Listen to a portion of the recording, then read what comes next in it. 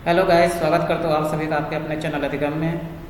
तो साथियों, कल सभी आप लोगों ने CGPSC प्रीलिम्स की परीक्षाएं दी होगी। उम्मीद करता हूँ कि आप सभी की परीक्षाएं बहुत अच्छे से गई होगी। तो दोस्तों चलिए आज हम डिस्कस करते हैं GS के मॉडल आंसर के बारे में। तो चलिए साथियों शुरुआत करते हैं। जिन लोग चैनल में नए होंगे प्लीज़ चैनल को सब्सक्राइब कर लेना और चैनल के साथ बने रहना दोस्तों, वीडियो में अंत तक बने रहना। Let's start. तो दोस्तों पहला क्वेश्चन है कि प्रधानमंत्री मुद्रा योजना के अंतर्गत प्रदान किए जाने वाले ऋण की अधिकतम सीमा वर्तमान में कितनी है। तो इसका सही आंसर आएगा दोस्तों ऑप्शन सी, 20 लाख रुपए। पहले इसकी लिमिट जब स्टार्टिंग में थी तो ये 10 लाख रुपए था। ये योजना 8 अप्रैल 2015 से शुरू हुई है और ये जो 20 लाख रुपए चालू किए थे ये 8 अक्टूबर 2024 से लागू हो चुका है। ठीक है दोस्तों, आगे बढ़ते हैं। इसमें आधारभूत समानताओं युक्त एक व्यक्ति का जीवधारी का समूह कहलाता है। यानी कि ऐसे जीवधारी समूह जो लगभग एक समान, मतलब कि आधारभूत रूप से एक समान दिखते हो। जैसे कि बिल्ली की प्रजाति में देख लीजिए, बिल्ली की प्रजाति में आपका आ जाएगा तेंदुआ, चीता, शेर, बाघ, ये सब मतलब बिल्ली की प्रजाति में आते हैं। तो ऐसे जो आधारभूत समानता वाले रहते हैं उसको बोलते हैं जाति प्रजाति। तो इसका सही ऑप्शन हो जाएगा बी, जाति। अब इसमें आगे बढ़ते हैं। क्वेश्चन 3, पूर्वी एवं पश्चिमी घाट पर आपस में मिलते हैं। पूर्वी पश्चिमी घाट खाली स्थान पर आपस में मिलते हैं। तो पूर्वी और पश्चिमी घाट ये नीचे में देखिए, ये भारत का नक्शा है, ये कुछ इस तरह से। तो इधर वाला भाग हो गया पूर्वी भाग और इधर वाला भाग हो गया दोस्तों पश्चिमी भाग। तो यहाँ पे बीच में है नीलगिरी पर्वत। तो ये नीलगिरी पर्वत क्या करता है, पूर्वी पश्चिमी घाट को आपस में मिलाता है। तो यहीं पे मिलते हैं नीलगिरी, इसका सही ऑप्शन हो जाएगा।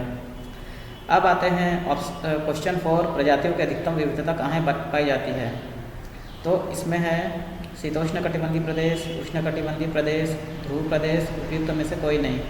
तो इसका सही आंसर आएगा ऑप्शन बी, उष्णकटिबंधीय प्रदेश। मतलब कि जहाँ जहाँ पे थोड़ा गर्म क्षेत्र होता है वहाँ पे प्रजातियों की विविधता सबसे ज़्यादा पाई जाती है। ठीक है साथियों, आगे बढ़ते हैं। इसमें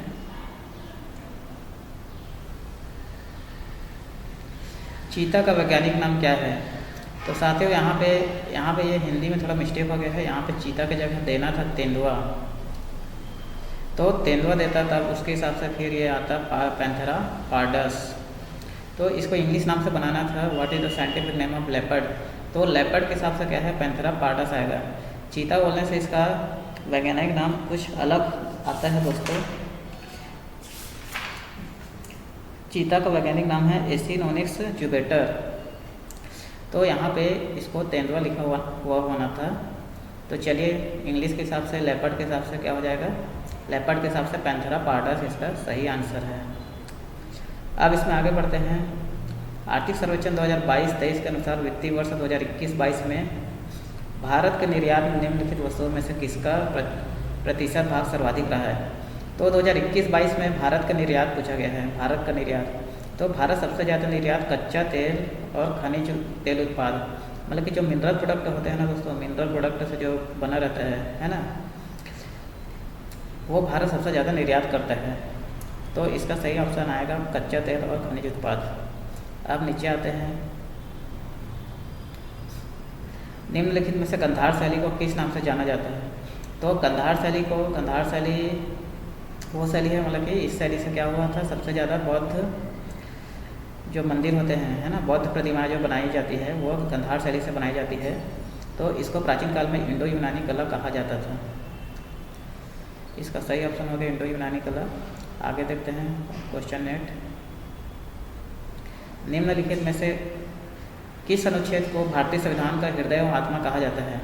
तो इसका सही ऑप्शन है अनुच्छेद 32, जिसको संवैधानिक उपचारों का अधिकार कहा गया है।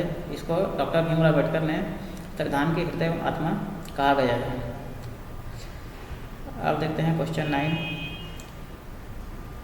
अन्न दर्पण परियोजना के संबंध में निम्नलिखित कथनों पर विचार कीजिए।